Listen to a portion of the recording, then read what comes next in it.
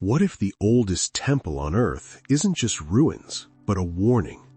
Göbekli Tepe's animal carvings, like menacing vultures and coiled snakes, might not be art at all. We're diving deep into whether these ancient symbols hide a terrifying message about cataclysms that echo our current environmental fears, a message sent across millennia. Stay with me, and by the end of this video, you might see your world completely differently. Before we dive into this incredible mystery, make sure to hit that like button and subscribe to the channel. Trust me, you won't want to miss what comes next. And drop a comment below telling me which animal symbol fascinates you most. Let me take you back to 1963. A group of scientists from the University of Chicago and Istanbul University were surveying an area in southeastern Turkey. The local people called this place Göbekli Tepe, which means potbelly hill in Turkish. When the researchers looked at the broken limestone pieces scattered across the hilltop, they thought they'd found just another old cemetery from the Byzantine period. Nothing special. They packed up their notes and left. But they were wrong. Very, very wrong. Fast forward to 1994. A German archaeologist named Klaus Schmidt was reviewing old survey notes. Something about Göbekli Tepe caught his attention. The limestone pieces weren't random. They looked too purposeful. Schmidt decided to take another look. When he arrived at the site and started digging, what he discovered would completely change everything we thought we knew about our ancestors. Beneath that ordinary-looking hill, Schmidt found something extraordinary. Massive stone pillars, some weighing up to 50 tons. That's heavier than several elephants combined. These weren't just random rocks. They were T-shaped pillars carved with incredible precision and arranged in circles, and they were covered with detailed animal carvings. Here's the part that blew everyone's mind.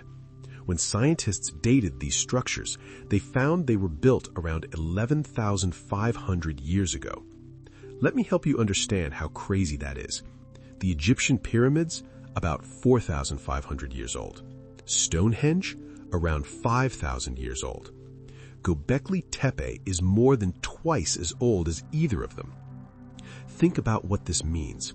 In 9,500 BCE, that's over 11,000 years ago, humans weren't supposed to be building anything this complex.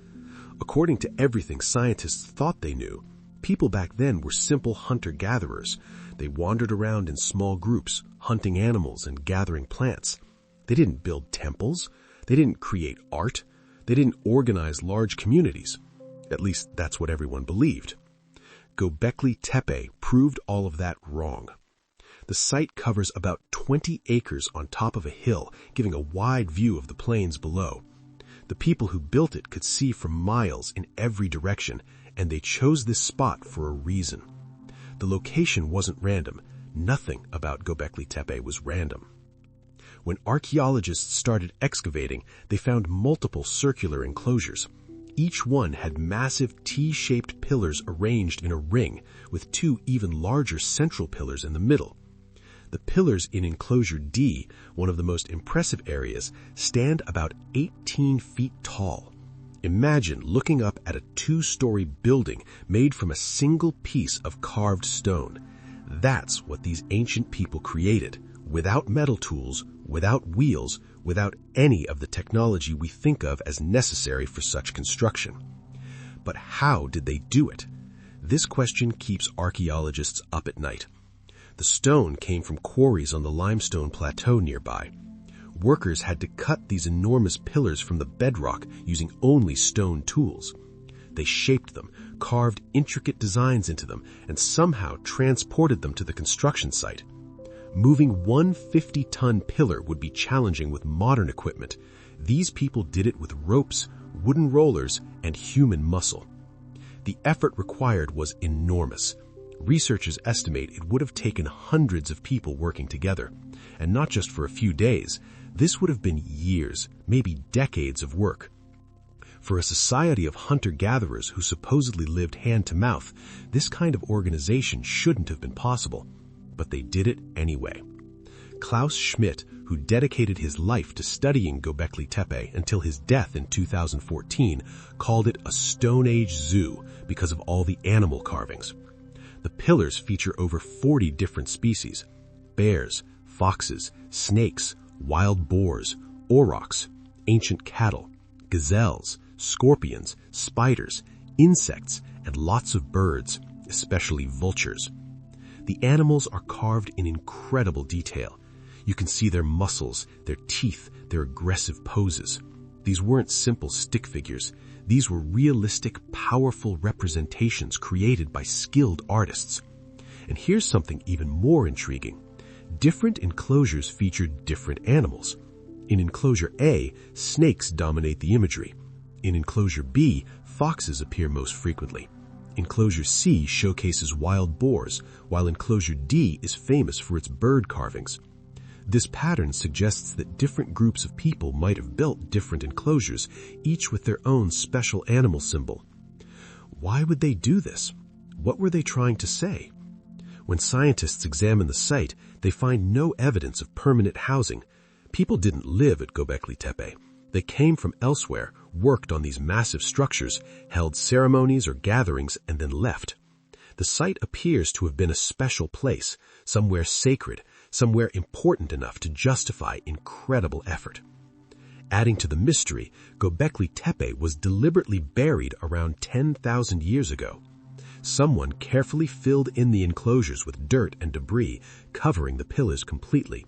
It's as if they wanted to preserve it, to hide it away for the future, for us to find.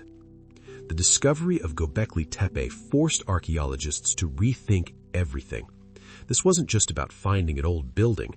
This was evidence that our ancient ancestors were far more sophisticated than anyone imagined. They had organization, they had vision, they had the ability to work together on massive projects, and they had something to say, something so important they carved it in stone. What that message is, we're still trying to figure out. But one thing is clear. The animals weren't just decoration. They meant something.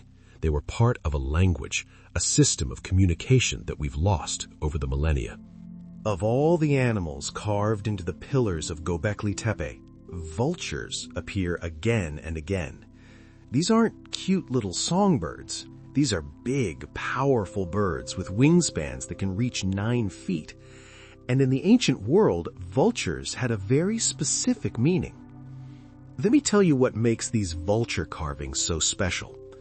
On Pillar 43 in Enclosure D, which archaeologists often call the vulture stone, there's an incredibly detailed scene. A large vulture is carved with its wings spread wide. Near the vulture, you can see a scorpion, various other animals, and something that looks like a circle or disc above the vulture's wing. At the bottom of the pillar, there's a figure of a headless man. Now, before we go further, I need to explain something important. Some researchers have proposed that this pillar tells the story of a comet hitting Earth about 13,000 years ago. They call this the Younger Dryas impact hypothesis. According to this theory, fragments of a comet struck our planet, causing massive devastation, climate change, and possibly even the extinction of many large animals like woolly mammoths. However, I need to be honest with you. Most scientists who study this period don't accept this comet impact theory. The hypothesis remains controversial, and many experts point out problems with the evidence. The archaeologists who actually work at Göbekli Tepe, like Jens Notroth, have written rebuttals explaining why they don't think the vulture stone is about a comet at all. So why am I even mentioning it? Because even if there wasn't a specific comet impact, the symbolism of the vulture tells us something important about how these ancient people viewed the world. In cultures all around the world throughout history, vultures have carried deep symbolic meaning. Let's explore what vultures represented to ancient people. First, and most obviously, vultures are associated with death. They're scavengers. They eat dead things. When animals or people died in the ancient world, vultures would arrive to consume the remains. This might sound gross to us, but to ancient people, vultures played an essential role. They cleaned up death, removing disease and decay. But vultures weren't just about death. They were also about transformation and rebirth. Think about it. A vulture takes something dead and decaying, something finished, and transforms it into energy for life. The dead don't simply rot away. They become part of something living again. This cycle of death feeding life was deeply meaningful to ancient cultures. In ancient Egypt, vultures were sacred.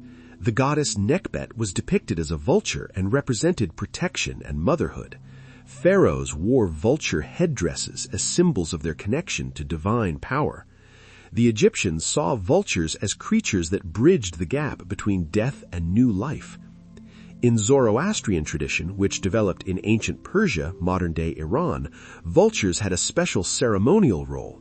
When someone died, their body would be placed on raised platforms called towers of silence. Vultures would come and consume the flesh, carrying the dead person's spirit to the heavens. This practice, called sky burial, was seen as the purest way to dispose of a body. The vultures weren't just scavengers, they were spiritual messengers. Even in Tibet, sky burial traditions continue to this day. Buddhist monks believe that offering your body to vultures after death is an act of generosity. The vulture becomes a vehicle for the soul's journey. So when the builders of Göbekli Tepe carved vultures onto their pillars, they were invoking all of these associations: death, transformation, spiritual journey, and rebirth. But based on what we know, we can assume they might have been saying something even more specific. Look at the composition of the vulture stone again. The vulture is prominent, huge, and powerful. The headless human figure below might represent death on a large scale, perhaps indicating that many people died. Some researchers interpret this as a record of catastrophe. Maybe not a comet, but something that caused widespread death and disruption. What could that have been? Even without accepting the controversial comet theory, we know that the time period when Göbekli Tepe was built, around 11,500 years ago, was a time of dramatic climate change. The last ice age was ending. Glaciers that had covered much of North America and Europe were melting. Sea levels were rising. Weather patterns were shifting. Animals and plants that people depended on for food were disappearing from some regions and appearing in others. This was a terrifying time. Imagine watching the world you knew completely change. Lakes would dry up. Forests might appear where grasslands used to be. Animals you hunted for generations would vanish. Your whole way of life would be under threat. The people who built Göbekli Tepe lived through these changes. They saw species go extinct. They watched communities struggle and sometimes fail. And perhaps through their vulture carvings, they were trying to tell us, we survived a great transformation. We witnessed death on a massive scale, but we adapted. We changed. And this temple is proof that humanity can endure even when the world itself is changing. There's another layer to consider. Vultures fly higher than almost any other bird. They soar in the sky, closer to the sun, closer to the heavens. In many ancient cultures, birds were seen as messengers between the earthly world and the divine realm. Their ability to fly made them special. They could go where humans couldn't. If you were an ancient person trying to understand natural disasters or climate change, you might look to the sky for answers. You might watch the birds, study the stars, and try to find patterns. This could help explain why the vulture stone also includes what some researchers believe are astronomical symbols, crescents, circles, and geometric shapes that might represent celestial bodies. Whether or not Pillar 43 records a specific event, the vultures at Göbekli Tepe appear to be connected to a deeper message. Pay attention to the signs. Watch for transformation. Remember that death and rebirth are connected, and understand that humanity faces cycles of crisis and renewal. Now, here's what really sends shivers down my spine. After the Younger Dryas period, that time of climate chaos, something remarkable happened. Humans started farming. For the first time in our species' history, people began deliberately planting crops and domesticating animals. Within a few thousand years, the first cities appeared, writing was invented, civilization as we know it began. Was this a coincidence? Or did the climate crisis force humans to innovate and adapt in ways we never had before? Did the catastrophe that the vultures might represent actually push humanity to the next level of development? The vultures at Göbekli Tepe might be telling us great challenges can lead to great transformations. Death of the old world can give birth to something new. But you must be willing to change, to adapt, and to remember what came before. That's a message worth carving in 50-ton stones. Moving beyond vultures, let's talk about another creature that appears frequently at Göbekli Tepe: scorpions. These dangerous little animals are carved onto several pillars, sometimes in very prominent positions. On that same vulture stone we just discussed, there's a large scorpion carved near the vulture. What does this mean?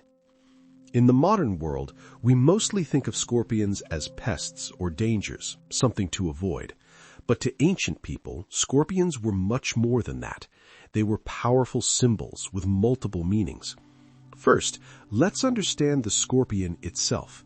These creatures have existed for over 400 million years. They're survivors. They've outlasted dinosaurs, ice ages, and countless environmental changes. They're tough, adaptable, and incredibly resilient. A scorpion can live for months without food. Some species can even survive being frozen. This survival ability made scorpions symbols of endurance and resilience. But there's more. Scorpions carry venom in their tails. They have the power to bring death with a single sting. This makes them dangerous despite their small size. They represent the idea that threat can come from unexpected places, that you should never underestimate something just because it seems small. In many ancient cultures, scorpions were associated with protection. This might seem backward. Why would something dangerous be protective? The logic goes like this. A scorpion will attack you if you threaten it, but if you respect it, it can guard you from other threats. Having a scorpion symbol was like having a guardian that warned enemies to stay away. In ancient Mesopotamia, the civilization that developed in modern-day Iraq, not far from Göbekli Tepe, scorpions had special significance. The Babylonians and Assyrians believed that scorpion people guarded the gates to the underworld. These were creatures with human bodies and scorpion tails, protecting sacred boundaries between the world of the living and the world of the dead. But here's where it gets really interesting for our understanding of Göbekli Tepe. Scorpions were also connected to the sky, to the stars, to astronomy. You see, when ancient people looked up at the night sky, they saw patterns in the stars. We call these patterns constellations. Different cultures saw different pictures in these star patterns, but one of the most widespread constellations across many cultures is Scorpius, the scorpion. Scorpius is one of the zodiac constellations. It's a pattern of bright stars that really does look like a scorpion, with a curved tail and everything. This constellation was recognized by the Babylonians, the Greeks, the Egyptians, and many other ancient peoples. The fact that cultures separated by thousands of miles all saw a scorpion in the same set of stars suggests this pattern is really obvious and important. Here's where things get exciting. Some researchers have suggested the animal carvings at Göbekli Tepe might represent constellations. This isn't universally accepted. Remember, scientists disagree about many interpretations of this site. But this could suggest the animals on the pillars are a kind of star map, a way of recording what the sky looked like at important times. If this is true, then the scorpion on pillar 43 could represent Scorpius. But why would ancient people carve constellations onto pillars? What were they trying to record? One possibility is that they were marking specific dates or events. In ancient times, before we had calendars, clocks, and written records, people tracked time by watching the sky. They noticed that certain constellations appeared in the sky at certain times of year. If you knew astronomy, you could tell what month it was by looking at which constellations were visible at sunset or sunrise. So, if the scorpion represents Scorpius, its position on the pillar relative to other symbols might indicate a specific date. Based on what we know, we can assume that the pillar could be a kind of timestamp, a way of saying this is when something important happened. But there's another layer of meaning to consider. In the zodiac system that developed in Mesopotamia and later adopted by the Greeks and then by us, Scorpius represents a specific time of year, late October and November. This is autumn, the time when the year is dying, when plants wither, when ancient people prepared for winter. Scorpius rising in the sky was a sign that the easy times of summer were ending and the difficult times of winter were approaching. It was a warning to prepare, to store food, to get ready for challenges ahead. The scorpion became a symbol of transition, from abundance to scarcity, from warmth to cold, from life to death, and the promise of eventual rebirth in spring. Maybe that's what the Göbekli Tepe builders wanted to convey. The scorpion tells us, pay attention to cycles, recognize when transitions are happening, prepare for what's coming, respect the power of change. There's also a deeper spiritual meaning that scorpions carried in some ancient traditions. The scorpion's venom can kill, yes, but in carefully controlled amounts, venom can also heal. This concept of dangerous substances becoming medicine if used correctly was important in ancient medicine and spiritual practices. The scorpion represented transformation through ordeal. You face something dangerous, something that tests you, and if you survive, you come out stronger and wiser. In some mystery traditions, secret spiritual practices in the ancient world, initiates had to face symbolic deaths and rebirths. The scorpion might represent this kind of initiation, this idea that spiritual growth requires facing your fears. Looking at Pillar 43 again, with both the vulture and the scorpion prominently displayed, based on what we know, a message starts to emerge. A time of great trial and transformation occurred. The old way died, represented by the vulture. The ordeal was dangerous, the scorpion, but those who survived were transformed and reborn into a new way of being. This interpretation is speculative. We can't know for certain what the ancient builders meant, but it fits with what we know about how these symbols were used in other ancient cultures, and it makes sense given the historical context of dramatic climate and environmental change. The scorpion at Göbekli Tepe reminds us of something important. Dangerous times can be times of transformation. Challenges test us, but also make us stronger. And sometimes the universe gives us warning signs, markers in the sky, symbols in nature, if we're wise enough to pay attention. That's a lesson that feels remarkably relevant today, doesn't it? When we face our own environmental challenges, our own climate changes, our own uncertain future, maybe we should remember what the scorpion symbolized. Be prepared, respect the power of change, and understand that transformation, though dangerous, can lead to something new and potentially better.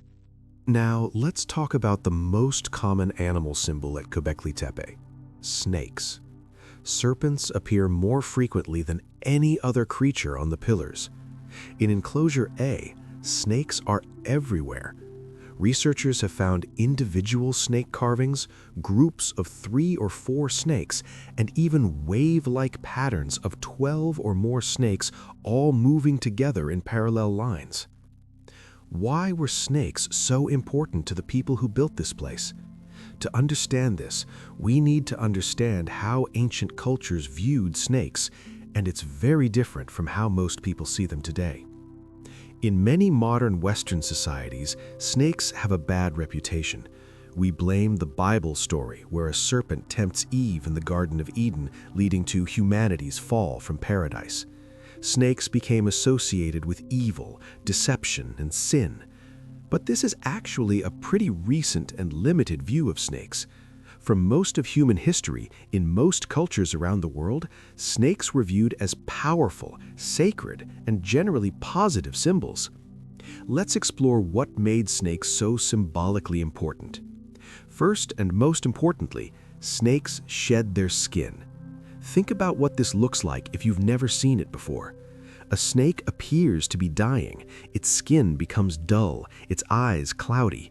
Then, suddenly, it emerges from its old skin completely renewed, bright and vibrant, as if reborn. The old skin is left behind like a ghost, empty and transparent. To ancient people watching this happen, it must have seemed magical. The snake appeared to defeat death itself. It grew old and then became young again. This made snakes powerful symbols of rebirth, renewal, transformation, and even immortality. The most famous snake symbol related to this is the Ouroboros, a serpent eating its own tail in a continuous circle. This ancient symbol appeared in Egypt, Greece, and other cultures. It represented the eternal cycle of life, death, and rebirth. Everything ends, but endings lead to new beginnings. The snake eating its tail shows that death feeds life, which eventually feeds death again in an endless cycle. This concept of cyclical time rather than linear time was central to many ancient worldviews. Modern Western culture tends to think of time as a straight line, past, present, future, moving forward. But many ancient cultures and many non-Western cultures today think of time as circular. Seasons cycle, generations cycle, civilizations rise and fall and rise again. The snake, shedding its skin and being reborn, perfectly represented this cyclical understanding of existence. Second, snakes were associated with the earth itself. They live close to the ground, sometimes underground. They're connected to the dark places, caves, holes, the underworld. In ancient thought, this made them connected to chthonic powers. Chthonic means relating to the earth or the underworld. Chthonic gods and spirits were those associated with the earth, fertility, death, and rebirth. They weren't necessarily evil, they were just connected to the deep, dark, powerful forces beneath the surface of things. Snakes, moving through the earth, were seen as messengers from these underground realms.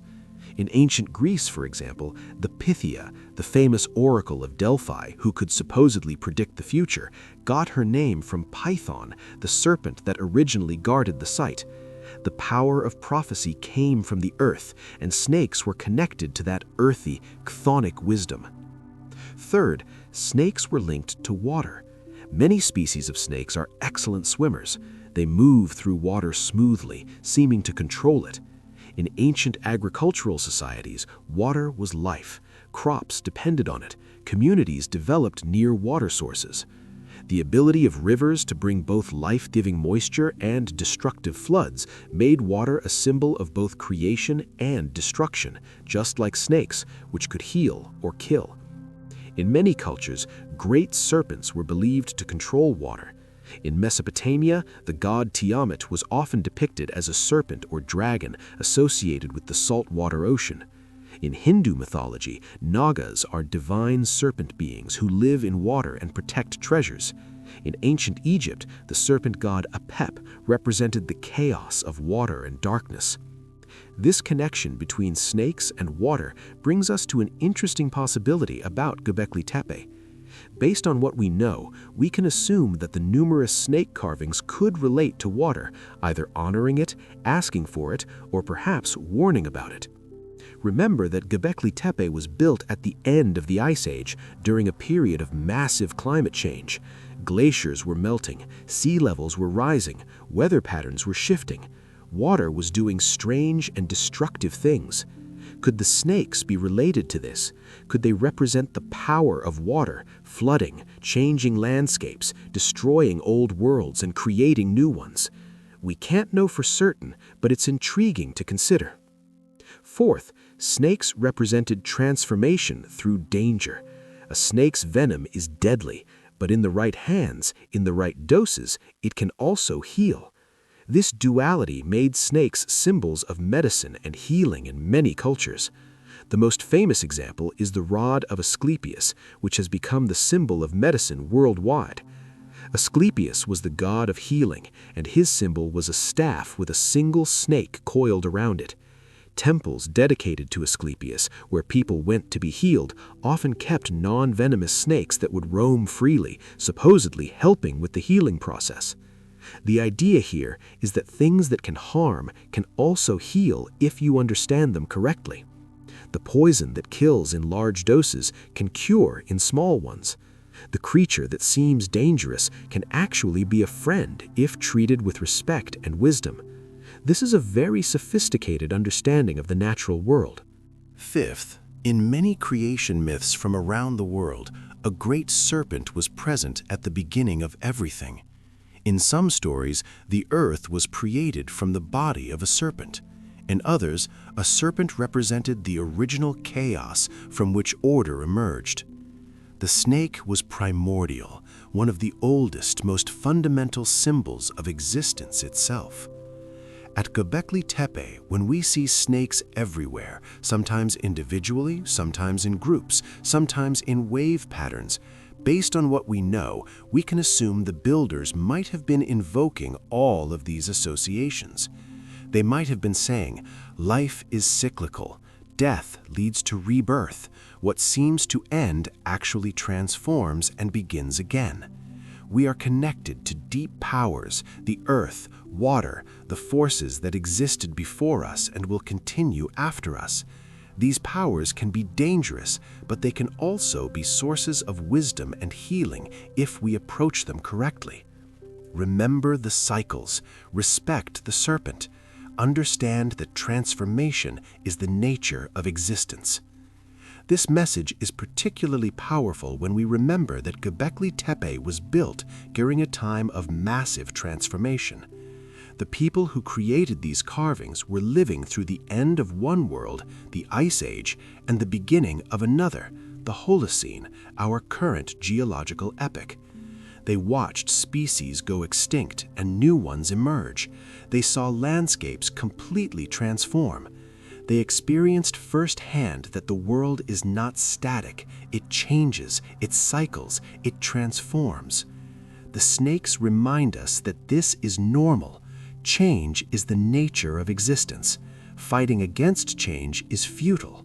Instead, we should try to understand change, to work with it, to shed our old skins when necessary and emerge renewed. Look at how the snakes are arranged on some pillars, in wave patterns, all moving together in the same direction.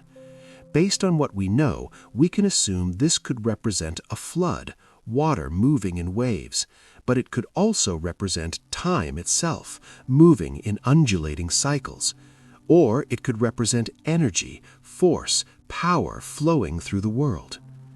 The fact that snakes were prominently featured at Göbekli Tepe more than any other animal suggests they held primary importance in the symbolic system these ancient people created. If we want to understand the message of Göbekli Tepe, we have to understand the message of the serpent. And that message seems to be about cycles, transformation, and the deep connection between death and life. In our modern world, where we often try to deny death, to fight aging, to pretend that things can stay the same forever, the ancient wisdom of the serpent offers a different perspective. It says, embrace transformation, shed your old skin when it no longer serves you, die to who you were so you can become who you need to be.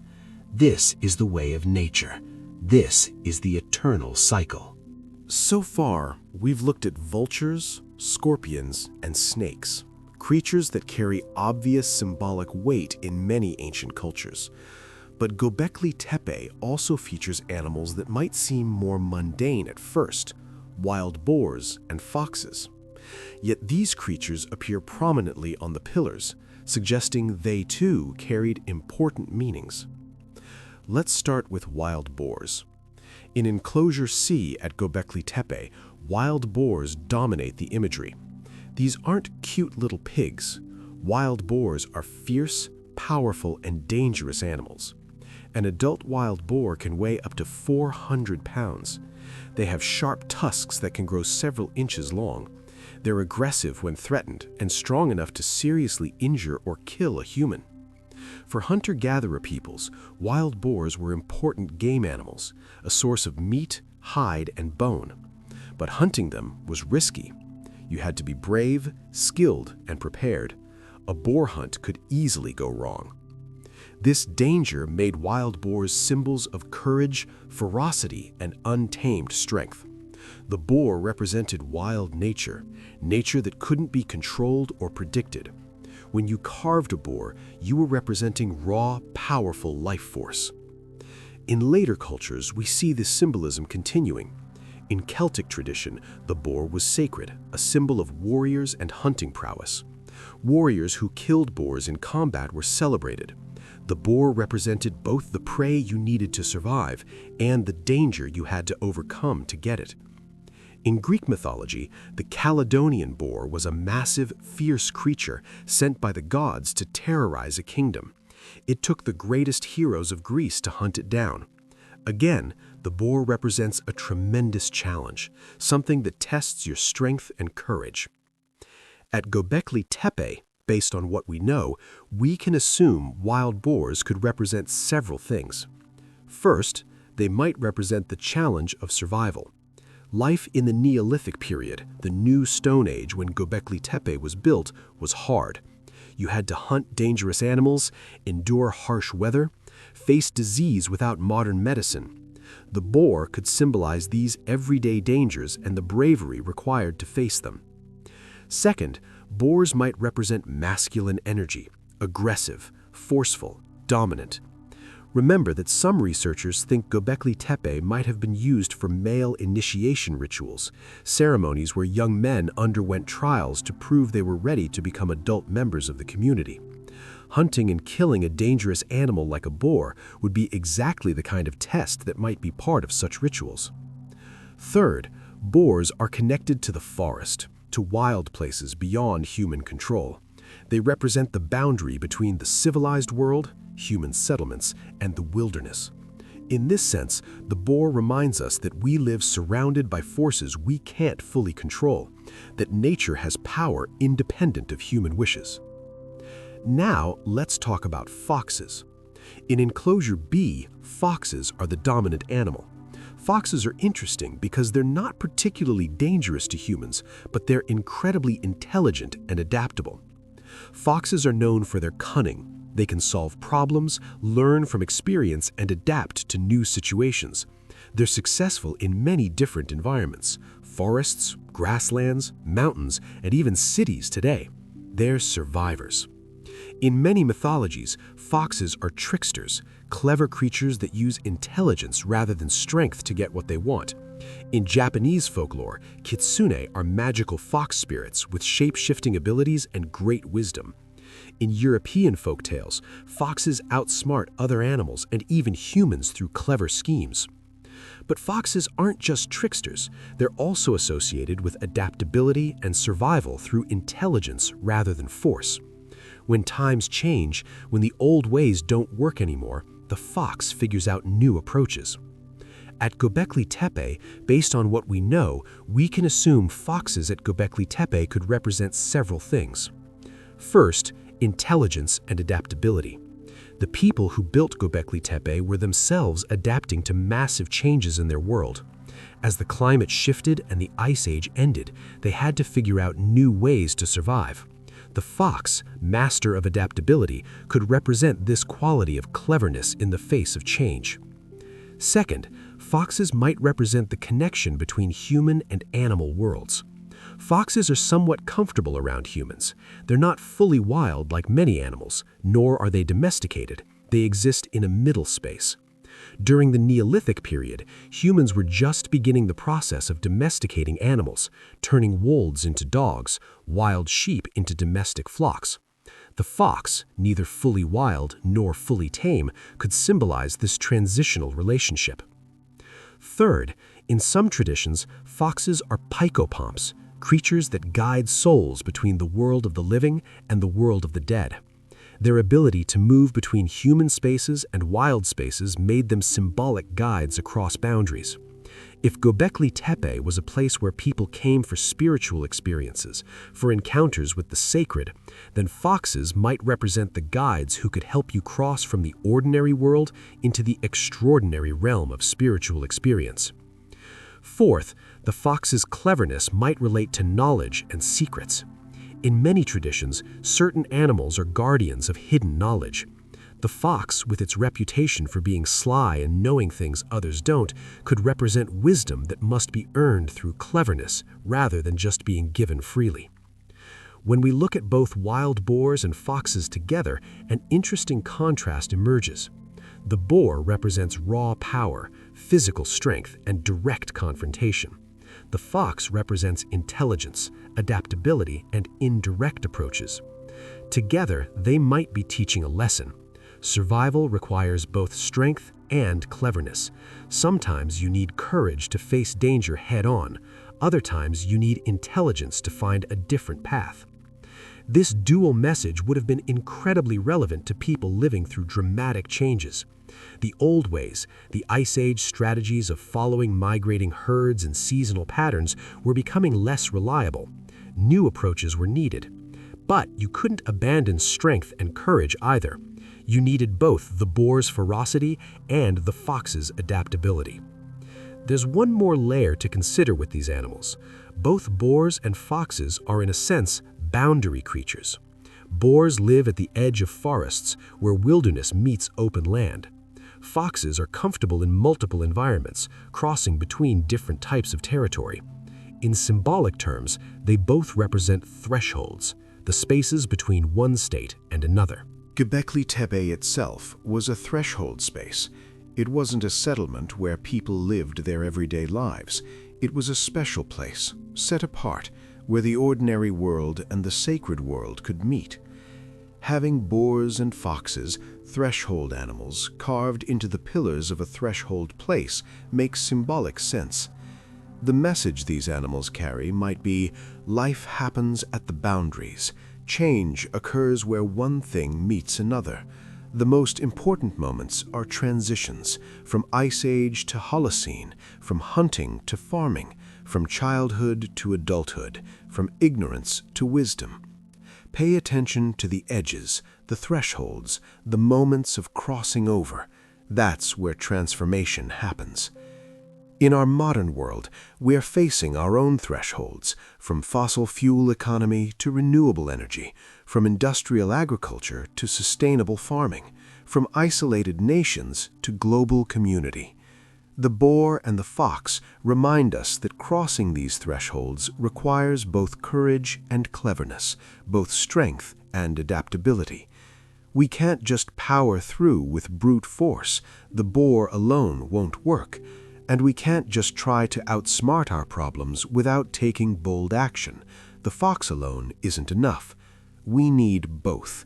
That's the wisdom carved into the stones 11,500 years ago, and it's still relevant today. Now we need to address one of the most controversial theories about Göbekli Tepe. The idea that the animal carvings might be encoding information about astronomical events, specifically a comet impact that some researchers believe occurred around 13,000 years ago. Let me be very clear from the start. This theory is highly debated. Many scientists who study this period, and specifically the archaeologists who work at Göbekli Tepe itself, do not accept this interpretation. I'm going to explain the theory, but I'm also going to explain why it's controversial and what the counter-arguments are. You need to hear both sides. The theory was popularized by researchers Martin Sweatman and Dimitrios Tsikritsis, who published a paper in 2017 analyzing Pillar 43, that vulture stone we've talked about. They proposed that the symbols on the pillar represent constellations and that the arrangement of these symbols records the date of a catastrophic comet impact around 10,950 BCE. According to this hypothesis, fragments of a disintegrating comet struck Earth, causing massive fires, climate disruption, and potentially contributing to the extinction of many large animal species like woolly mammoths and saber-toothed cats. This event supposedly triggered the Younger Dryas period, a sudden return to near Ice Age conditions that lasted for about 1,200 years, from roughly 10,900 to 9,700 BCE. The Younger Dryas is real. Scientists agree that it happened. There's clear evidence in ice cores, geological records, and other data that the climate suddenly got much colder during this period after having been warming for several thousand years. What's controversial is the cause. The comet impact hypothesis, often called the Younger Dryas impact hypothesis, is one proposed explanation, but it remains highly debated. Sweatman and Secretius looked at the animals carved on Pillar 43 and suggested they might represent constellations. The scorpion could be Scorpius, the vulture could be representing the constellation we now call Sagitta, or another bird-shaped constellation. The bucking animal at the top could be Taurus. According to their analysis, the positions of these animals on the pillar could indicate where these constellations were in the sky on a specific date, around 10,950 BCE. They also pointed to symbols on the pillar that they interpreted as the sun, and possibly representations of comet fragments. The scene, they argued, was recording the night sky at the moment of catastrophe, a memorial carved in stone so that future generations would remember what happened. It's a compelling story, and if true, it would mean that Göbekli Tepe is not just a temple or gathering place, it's also an ancient observatory and a record of cosmic catastrophe. It would suggest that our ancestors 11,500 years ago had sophisticated astronomical knowledge and the ability to record specific celestial events in symbolic form. But here's where we need to pump the brakes and look at the problems with this theory. First, the Younger Dryas impact hypothesis itself lacks strong support. While some researchers continue to advocate for it, most scientists who study this period have found problems with the evidence. Multiple studies have examined supposed impact sites and found the physical evidence doesn't support an impact. The platinum and other chemical signatures that proponents point to can be explained by other causes.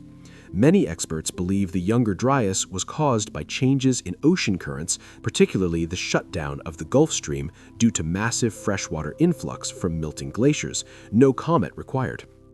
Second, archaeologists who actually work at Göbekli Tepe have written detailed responses explaining why they don't think Pillar 43 is recording a comet impact.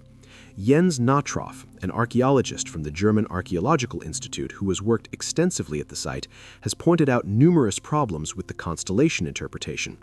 For one thing, the constellation patterns proposed don't actually match up well with the positions of stars in 10,950 BCE. The researchers making these claims have cherry-picked certain stars and ignored others to make their case work. Additionally, there's no evidence that the people who built Göbekli Tepe used the same constellation patterns that later cultures developed. The zodiac as we know it was developed thousands of years later by Babylonian astronomers. Assuming that Neolithic people carved the exact same constellation patterns is a huge leap. Furthermore, the animals on Pillar 43 aren't positioned the way you'd expect if they were meant to represent a star map. They're arranged more like a scene or narrative, with different elements interacting with each other. Natroff and other archaeologists offer alternative interpretations. Based on what we know, we can assume the animals might represent a mythological story, a cosmological worldview, or symbolic meanings related to death, rebirth, and transformation, without necessarily encoding specific astronomical data. The headless human figure on the pillar, for instance, could relate to excarnation practices, the tradition in some ancient cultures of allowing vultures to consume the flesh of the dead. This was a real practice in various cultures, and we have evidence from sites in this region of bodies being exposed to scavengers as part of funeral rituals. The pillar could be depicting this practice rather than recording a celestial event.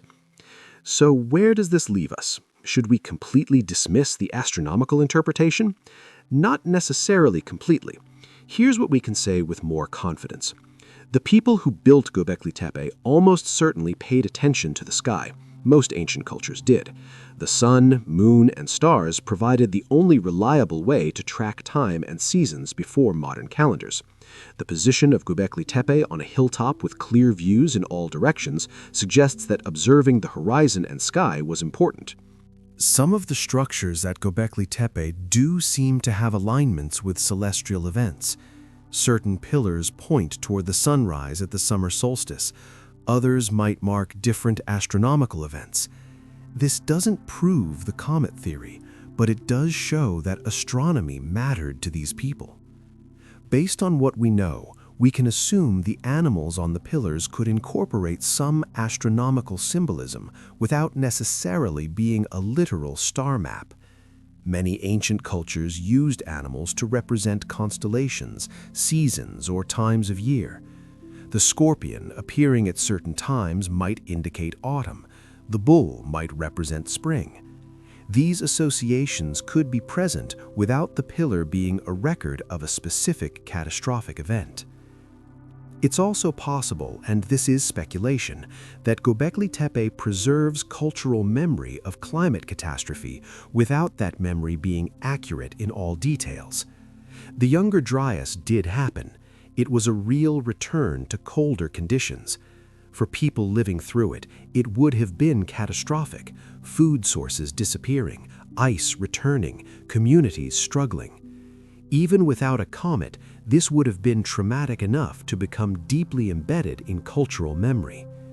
Maybe the stories told at Göbekli Tepe were about the time the world nearly ended, or when the sky fell, or when the great cold returned. These stories could be based on real climate events, but elaborated through myth and symbol over generations. By the time Göbekli Tepe was built, possibly hundreds or even 1,000 years after the onset of the Younger Dryas, the actual events might have become mythologized. The animals on the pillars could represent different aspects of the catastrophe story. The vulture represents death and transformation. The scorpion represents danger and transition. The snake represents the cycles of destruction and renewal. Together, they tell a story of survival through apocalypse, without necessarily being a literal, accurate record of a comet impact. This interpretation allows for the symbolic richness and the sense of cosmic importance that the pillars convey, without requiring us to accept controversial scientific claims about comet impacts. Here's what I think is most important. Whether or not a comet actually struck Earth 13,000 years ago, the people who built Göbekli Tepe were encoding knowledge. They were trying to preserve something important. They were looking at the sky, watching for patterns, and attempting to understand forces larger than themselves. They recognized that catastrophic change was possible. They either experienced it or remembered stories of it, and they thought it was important enough to carve into massive stone pillars that would last for thousands of years. That impulse to record, to remember, to warn, that's what matters. Whether the specific mechanism was a comet, climate change, or something else, the message is clear. Great disruptions can happen. The world can change dramatically. Pay attention, remember, be prepared. And that message doesn't require the comet theory to be true to be valuable and relevant today. Now let's bring this back to our world, our time, our challenges. Because the most important question isn't just what did these ancient carvings mean, it's what do they mean for us today. We're living through a period of dramatic change. Climate scientists tell us that Earth's temperature is rising faster than at almost any time in geological history. Ice sheets are melting, sea levels are rising, weather patterns are becoming more extreme and unpredictable. Species are going extinct at rates that rival major extinction events in Earth's past. Sound familiar? It should, because in many ways we're experiencing something similar to what the builders of Göbekli Tepe experienced. They lived at the end of the Ice Age. The climate was transforming, species were disappearing. The old ways of life weren't working anymore. Everything they had known was changing. We're living at the end of the climate stability of the last 10,000 years. The Holocene, the geological epoch that began around 9,700 BCE, shortly after Göbekli Tepe was built, has been remarkably stable in climate terms. This stability allowed human civilization to flourish. Agriculture worked because weather patterns were predictable. Cities could be built in places that reliably had enough water. Trade routes stayed consistent. But that stability is ending. We've pumped so much carbon dioxide and other greenhouse gases into the atmosphere that we're fundamentally changing how our climate system works. Scientists have proposed that we've entered a new geological epoch called the Anthropocene, the age of human impact on Earth. The parallels are striking. Just as the people at Göbekli Tepe watched glaciers melt and sea levels rise, we're watching the same thing happen. Just as they saw species disappear, we're seeing species go extinct. Just as they faced an uncertain future where the old strategies might not work, we face profound uncertainty about how to adapt to rapid change. But here's something really interesting. The people who lived through the end of the Ice Age survived.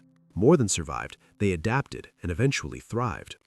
Within a few thousand years after Göbekli Tepe was built, humans had developed agriculture, domesticated animals, created the first cities, and invented writing. The crisis of climate change somehow catalyzed a transformation in human society. How did they do it? What can we learn from them? I think the animal symbols at Göbekli Tepe offer clues. The vulture reminds us that death and transformation are connected. When the old world dies, something new can be born. But this requires accepting change rather than desperately trying to preserve everything exactly as it was. Just as the vulture transforms death into new life, we need to transform our dying fossil fuel civilization into something new and sustainable. The scorpion reminds us that danger can be a catalyst for adaptation. The sting that could kill can also awaken and transform. Our current environmental crisis is dangerous, but it's also forcing us to innovate, to question old assumptions, to try new approaches.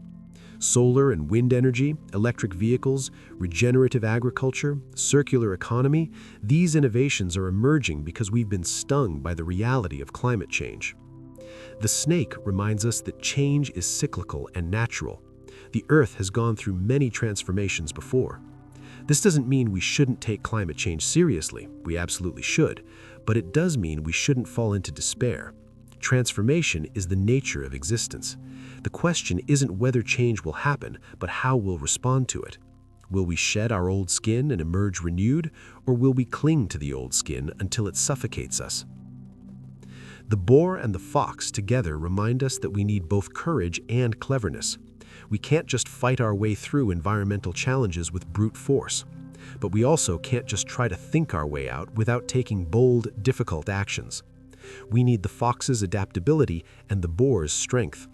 We need smart solutions and the political courage to implement them. Looking deeper at what happened after the climate crises that Göbekli Tepe was built during, we see something remarkable. The stress of changing conditions forced humans to develop new survival strategies. Hunting large game became less reliable as many species went extinct. Humans had to diversify their food sources. This led to more intensive gathering of plant foods, which eventually led to agriculture. Agriculture meant staying in one place rather than wandering. Staying in one place meant permanent settlements. Permanent settlements meant larger communities. Larger communities meant specialization, some people farming, others making tools, others governing. Specialization meant surplus production. Surplus meant trade. Trade meant cultural exchange and innovation. None of this would have happened if the climate had stayed stable. The crisis of forced adaptation, and adaptation led to transformation, and transformation led to civilization. This doesn't mean that climate change is good, far from it. The transition from Ice Age to Holocene was incredibly difficult. Many communities probably failed. People suffered and died. The archaeological record shows evidence of violence increasing in some regions during periods of resource scarcity. It wasn't an easy transition. But humanity as a whole survived and eventually thrived by adapting. This is the lesson that Göbekli Tepe offers us. Its very existence, massive stone pillars carved by people who supposedly weren't capable of such organization, proves that our ancestors were far more adaptable and capable than we often give them credit for. The animal carvings might be telling us, we lived through the end of our world. We watched everything change. We faced dangers and uncertainties, but we adapted, we transformed, we survived. And we left this message to tell you that you can too, but only if you pay attention, remember the lessons of the past, and have the courage to change. Today, we have advantages our ancestors didn't. We have scientific understanding of climate systems. We have technology that can help us adapt and mitigate damage. We have global communication systems that allow us to coordinate responses. We have detailed records and monitoring that let us see changes as they happen rather than being surprised by them. But we also have disadvantages. Our societies are more complex and interdependent, which makes them more fragile in some ways. We have far more people to feed and care for. We've become dependent on systems, global supply chains, industrial agriculture, fossil fuel energy that may not work well in a rapidly changing world. The key question is whether we'll heed the warnings before it's too late. The ancient people carved their warnings in stone. Our scientists are writing warnings in research papers and reports. Both are saying essentially the same thing. Major changes are coming or already here. Adapt, transform. Don't wait until it's too late. One of the most fascinating aspects of Göbekli Tepe is how the people who built it preserved and transmitted knowledge without writing. Think about that for a moment. Writing, as we know it, wasn't invented until thousands of years after Göbekli Tepe was built. The Sumerians in Mesopotamia developed the first known writing system around 3200 BCE, more than 6,000 years after Göbekli Tepe. Yet the builders of Göbekli Tepe clearly had complex ideas they wanted to preserve. They had stories, knowledge, warnings, wisdom that they considered important enough to carve into massive stone pillars. So how did they do it? How did a pre-literate society create such a sophisticated system of symbols and ensure that knowledge was passed down? The answer lies in understanding how human memory and culture worked before writing existed. And this can teach us something important about the nature of knowledge itself. First, let's understand that pre-literate doesn't mean primitive or simple-minded. The people who built Göbekli Tepe had the same size brains we do, the same capacity for complex thought, creativity, and problem-solving. They just didn't have writing. Instead, they used other systems to preserve knowledge. The most important of these was oral tradition, the practice of passing knowledge through spoken stories, songs, and rituals. In cultures without writing, certain people became specialists in memorization. They would learn long, complex stories, genealogies, practical knowledge, and spiritual teachings, then pass this information to the next generation through careful teaching. Oral traditions can be remarkably accurate over very long periods. Studies of indigenous cultures in Australia have shown that some oral histories accurately describe geological events like rising sea levels that occurred over 10,000 years ago. The stories were carefully maintained and passed down through hundreds of generations, preserving real information about the distant past. But oral tradition alone has limitations. Human memory, even when trained, can change stories over time. Details can be forgotten, altered, or misinterpreted. That's where the second system comes in: symbolic representation. The animal carvings at Göbekli Tepe served as memory aids. They were mnemonic devices, triggers that helped people remember complex stories and knowledge. When you looked at the vulture, it reminded you of the story of the vulture. When you saw the scorpion, it triggered memory of the scorpion's meaning. The pillars were like an ancient version of a book, but one that required oral tradition to read. This combination of oral tradition plus symbolic representation is incredibly powerful. The symbols provide stability and permanence. They don't change over time. But the oral tradition provides flexibility and detail, the ability to explain, elaborate, and adapt the message to new audiences. Think of it like this. The pillar carvings are like chapter titles or bookmarks. They mark important sections and main ideas. But the full text, all the details, explanations, stories, and applications existed in oral form, memorized and recited by knowledgeable members of the community. This system required that Göbekli Tepe be an active site, visited regularly by people who maintained the oral traditions. The pillars alone couldn't transmit the full knowledge. You needed elders or priests or specialized knowledge keepers who could look at the carvings and tell you what they meant, explain the stories, and pass on the wisdom. This helps explain why Göbekli Tepe seems to be a gathering place rather than a settlement. People would come to the site for ceremonies, festivals, initiations, or other special occasions. During these gatherings, the knowledge encoded in the pillars would be taught to the next generation. Young people would learn the stories. They would be shown each animal and told its meaning. They would participate in rituals that reinforced the lessons. Animals made perfect symbols for this system for several reasons. First, animals are concrete and memorable. Everyone in a hunting-gathering society would be familiar with vultures, snakes, scorpions, boars, and foxes. You saw these creatures regularly. You hunted some of them. You avoided others. They were part of your everyday experience. This made them excellent anchors for memory. Second, animals naturally carry symbolic meanings. As we've discussed, vultures are associated with death, snakes with transformation, scorpions with danger. These associations are based on the animal's actual behaviors and characteristics, which makes them easy to remember and understand. The symbol feels natural, not arbitrary. Third, animals can combine multiple meanings in one symbol. The vulture is both literal, a real bird that eats dead things, and metaphorical, representing death, transformation, rebirth, and possibly celestial events. This layering of meaning makes the symbol rich and multidimensional. Different people could understand it at different levels depending on their knowledge and initiation. Fourth, grouping animals together could tell stories or represent relationships between concepts. When you see a vulture and a scorpion together on the same pillar, based on what we know, we can assume this could represent a narrative.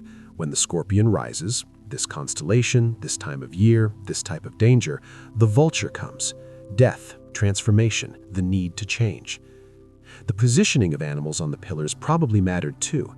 Animals at the top might represent celestial or spiritual realms. Animals in the middle could represent the earthly plane. Animals at the bottom might represent underground or chthonic forces. The arrangement created meaning through spatial relationships. Color likely played a role too, though most of it has faded over millennia. Traces of pigment have been found on some pillars, suggesting the carvings were originally painted. Different colors could add additional layers of meaning: red for blood or life force, black for death or earth, white for spirit or purity. Beyond the animal carvings, there are also geometric symbols at Göbekli Tepe: H-shapes, crescents, circles, and other abstract forms. These are harder to interpret because they don't have the obvious associations that animals do. Based on what we know, we can assume they could represent astronomical symbols, numeric concepts, or abstract ideas about cosmology and spiritual forces. The sophistication of this symbolic system suggests something important. The people who created it had abstract thinking capabilities equal to our own. They could manipulate symbols, layer meanings, and create complex systems of representation. The only thing they lacked was the specific technology of writing, the idea of using symbols to represent specific sounds and words. But in some ways, their system might have been more powerful than early writing. The first writing systems were mainly used for mundane purposes, like recording trade transactions and tax collections. The symbolic system at Göbekli Tepe was designed to encode deep wisdom about existence, cosmos, and survival. Here's what's tragic. When Göbekli Tepe was deliberately buried around 10,000 years ago and eventually abandoned, the oral tradition that could fully interpret the symbols was probably lost. The pillars remained, but the knowledge keepers who could read them eventually disappeared. The stories faded from memory. The full meaning of the symbols was forgotten. What we're trying to do now, 11,000 years later, is reverse engineer their language. We're looking at the symbols they left behind and trying to figure out what they meant without having access to the oral tradition that originally explained them. It's like finding a book in a completely unknown language with no dictionary and trying to translate it just by staring at the symbols. We can make educated guesses based on what we know about animal symbolism in other ancient cultures, based on archaeological context, based on the patterns we see in how the symbols are arranged. But we can't be certain. There are probably layers of meaning that we're completely missing because we don't have the cultural context. This should make us humble. The people who built Göbekli Tepe were not primitive or simple. They created a sophisticated system for encoding knowledge that lasted 11,000 years, longer than any writing system has lasted so far. The fact that we can't fully understand it isn't a sign of their limitations, it's a sign of ours. And here's the really important lesson. Knowledge can be lost. Even when it's carefully encoded and preserved, even when people worked incredibly hard to pass it down, it can still fade away when the cultural thread is broken. The chain of transmission is fragile. If one generation fails to properly teach the next, if catastrophe disrupts the community that maintains the knowledge, if environmental or social changes force people to abandon important sites, the wisdom can disappear. This is happening today. Indigenous cultures around the world hold incredible knowledge about local ecosystems, medicinal plants, sustainable practices, and ways of living in balance with nature. But as these cultures are disrupted by modernization, as languages die out, as young people move to cities, this knowledge is being lost at an alarming rate. Scientists are now scrambling to record traditional knowledge before it disappears completely, recognizing that indigenous peoples often understand their environments in ways that modern science is only beginning to appreciate. But we're in a race against time, just as we are with decoding Göbekli Tepe. The animal symbols at Göbekli Tepe remind us that human wisdom is deeper and older than writing. Our ancestors developed sophisticated ways of understanding and representing the world thousands of years before civilization as we know it existed. They encoded warnings, lessons, and knowledge in stone, hoping we would be wise enough to understand. We're trying. We're studying, excavating, analyzing, debating. We're piecing together fragments of their language. And even if we never fully decode everything they meant to tell us, the attempt itself is valuable. It reminds us that we're part of a long human story, that we're not the first people to face crisis and uncertainty, and that our ancestors had wisdom worth discovering. The carved animals stand as silent teachers, waiting for us to learn their lessons. The fact that they've survived 11,000 years is itself a kind of miracle. The fact that we're finally starting to understand them, even partially, gives me hope that the knowledge humans need to survive can indeed be preserved and rediscovered when it's needed most. So we've explored the animals of Göbekli Tepe. The vultures, scorpions, snakes, boars, and foxes carved into stone 11,500 years ago. We've looked at what they might have meant to the people who created them. We've considered theories about cosmic catastrophe and climate change. We've thought about how oral traditions preserved knowledge before writing existed. Now comes the crucial question. So what? Why does any of this matter to us today in our modern world? I think it matters more than ever. Let me explain why.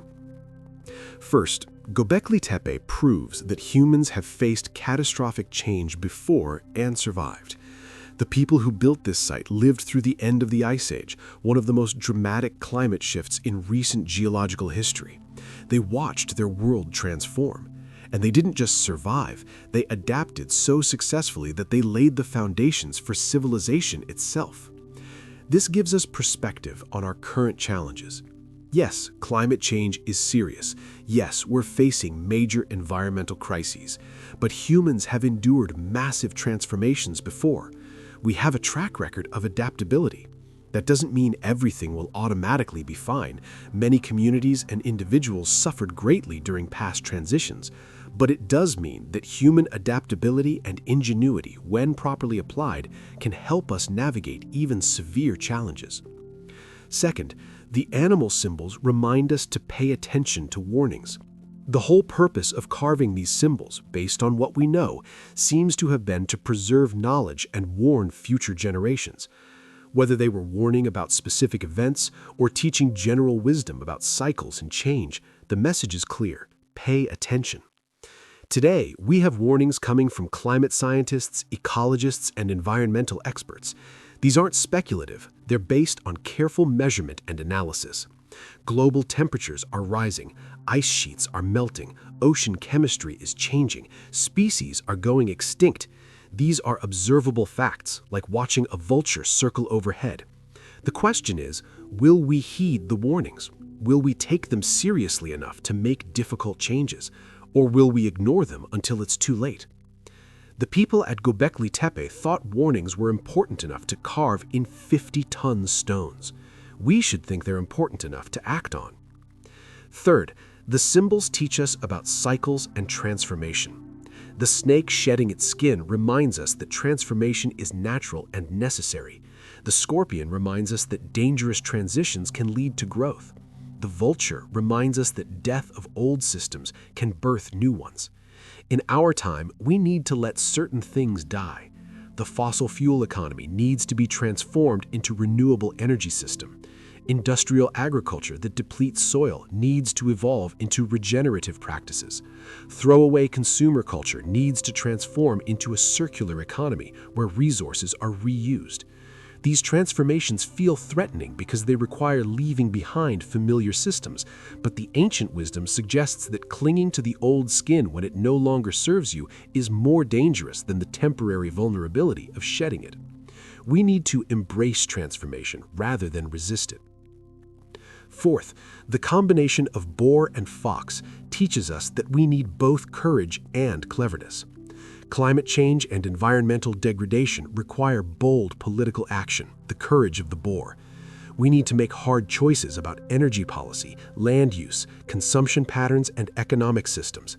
This takes courage because powerful interests benefit from the status quo and will resist change. But we also need the cleverness of the fox. We need innovative solutions, new technologies, new social systems, new ways of organizing human activity that are more sustainable. We need to be adaptable, trying different approaches and learning from both successes and failures. The lesson is that neither courage alone nor cleverness alone is sufficient. We need both. Fifth, Göbekli Tepe reminds us of the importance of community and shared effort. Building those massive pillars required hundreds of people working together towards a common goal over many years. No individual could have done it alone. It required organization, cooperation, shared vision, and collective commitment. Our environmental challenges are similar. No single person, company, or nation can solve climate change alone. It requires collective action on an unprecedented scale.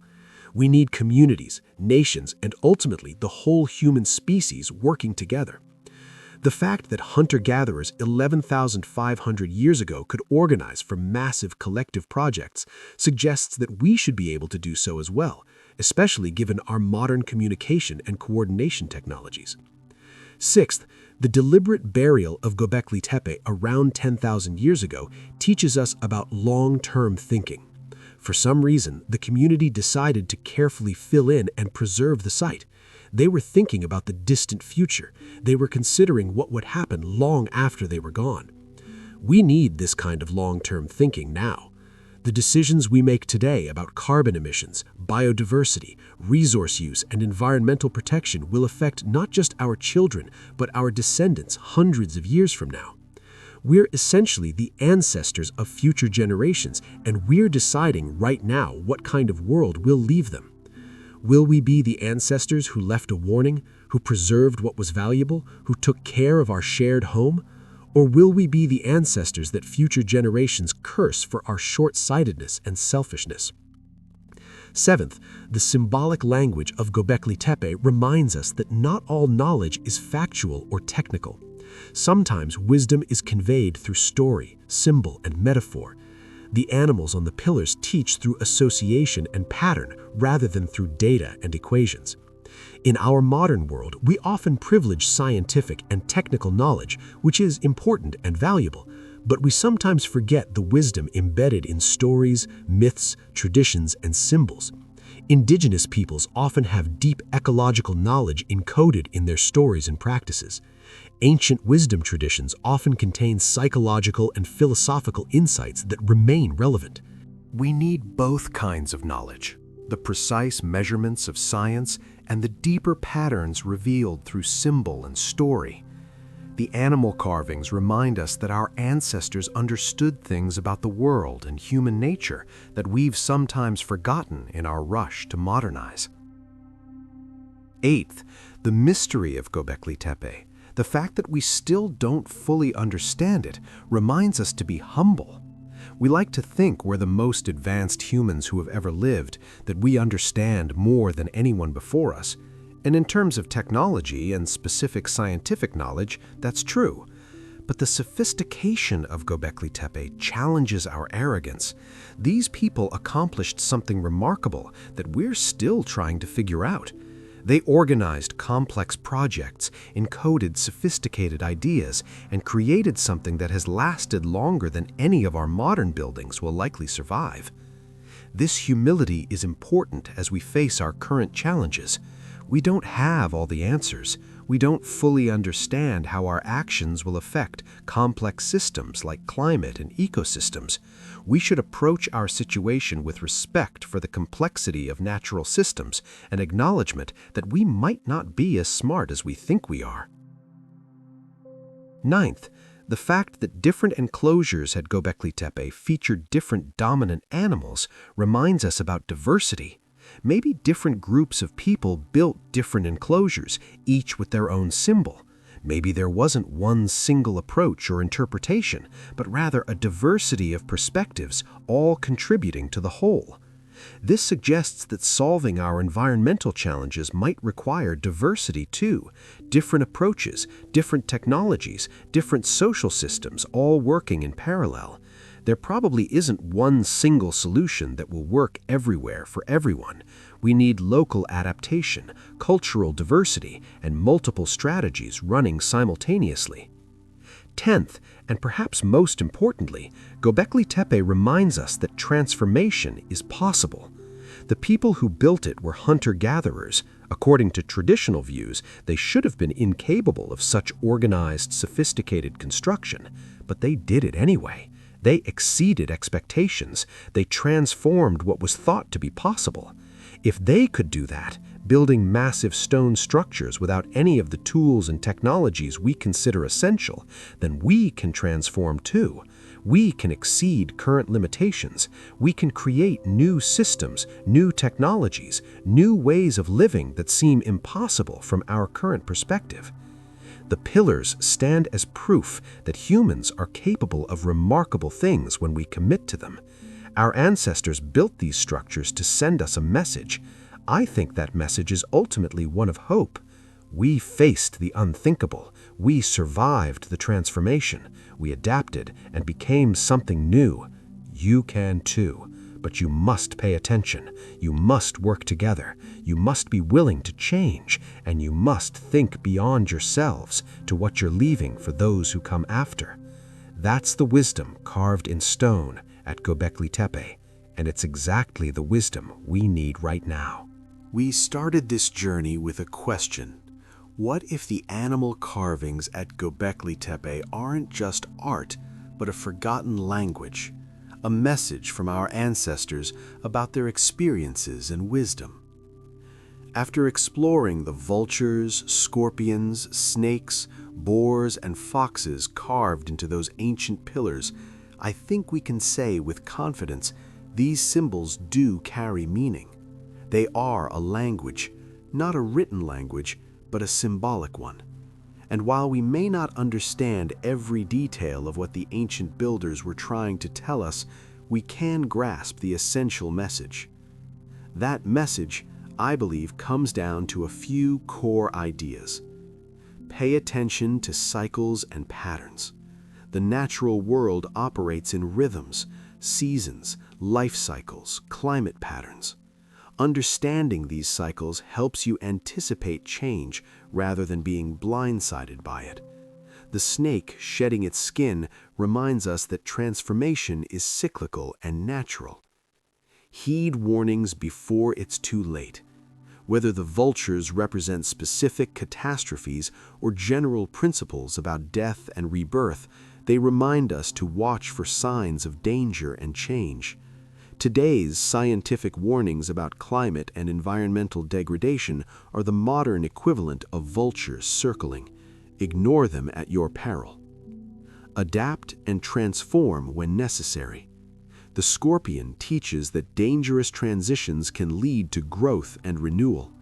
When the old ways stop working, you must have the courage to try new approaches. Clinging to the past when transformation is needed leads to destruction. Use both strength and intelligence. The boar's courage and the fox's cleverness both have their place. Face challenges boldly, but also think creatively about solutions. Neither force alone nor intelligence alone is sufficient. You need both. Work together for the long term. Göbekli Tepe itself proves that humans can organize for massive collective projects when we share a common vision. Our current challenges require similar cooperation on an even larger scale. Preserve knowledge for future generations. The ancient builders tried to encode their wisdom in a form that would last. We have an obligation to pass on what we've learned, both our scientific knowledge and our hard-won lessons about human nature and society, to those who come after us. Respect forces larger than yourself. The prominence of animals from earth, water, and sky reminds us that we are part of a larger cosmos. We're not separate from nature or above it. We're embedded in systems that we depend on but don't fully control. Humility and respect for these forces is wise. When I look at those massive pillars covered in animal carvings, I see people who understood something profound. Knowledge is precious and fragile.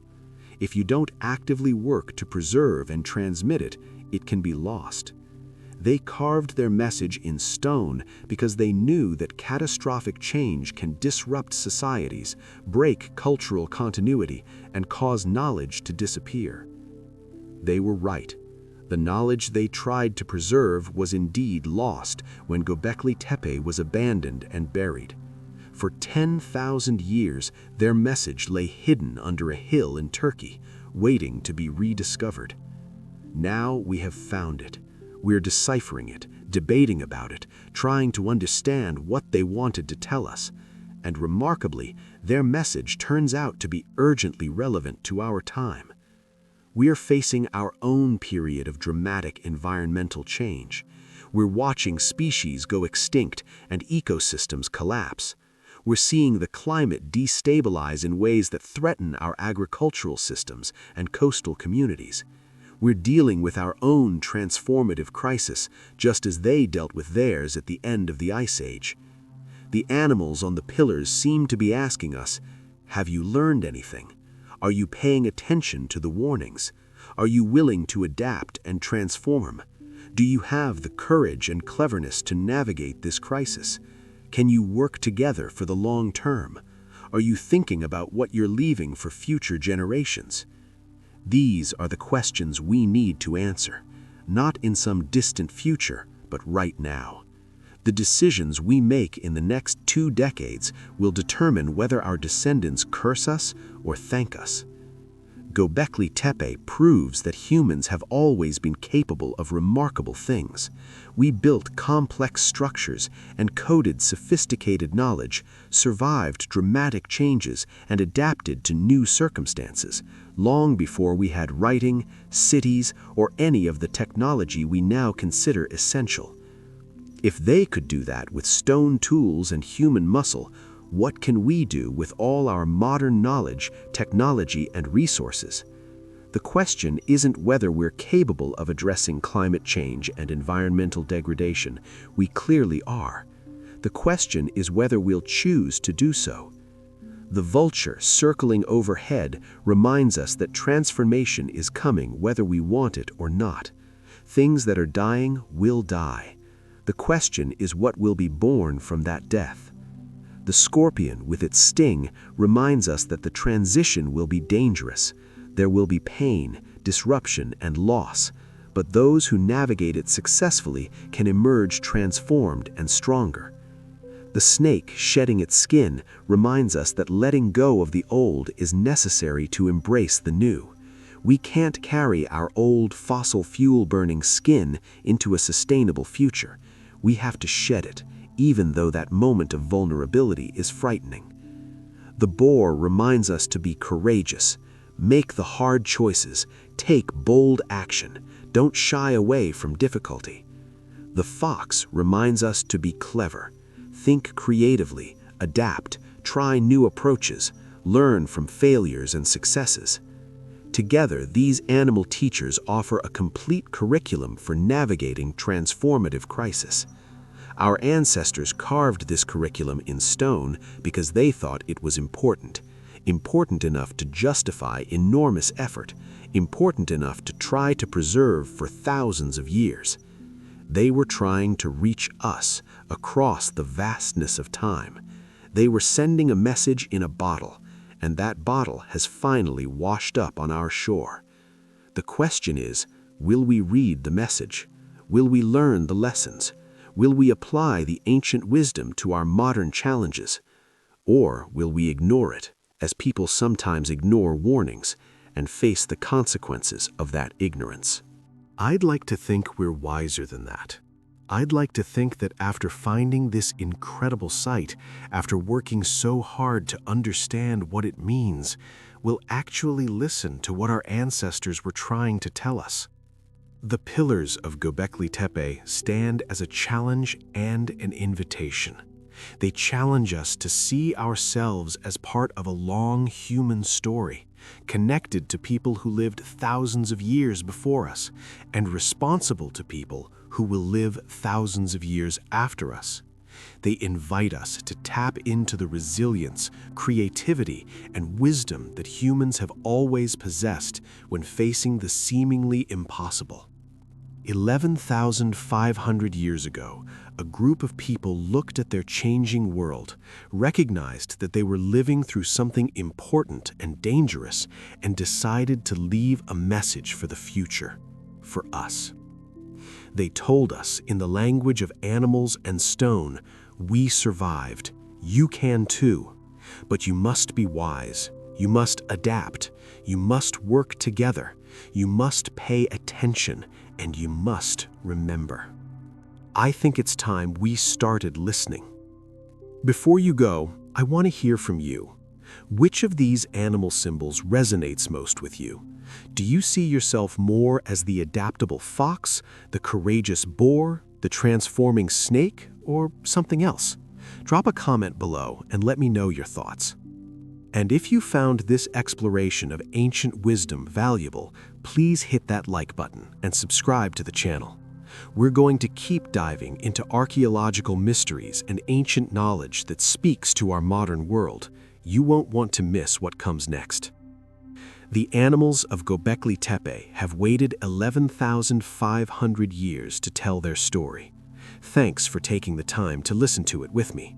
And remember, the future is being carved in stone right now by the choices we make today. What message will we leave for the people who come 11,000 years after us?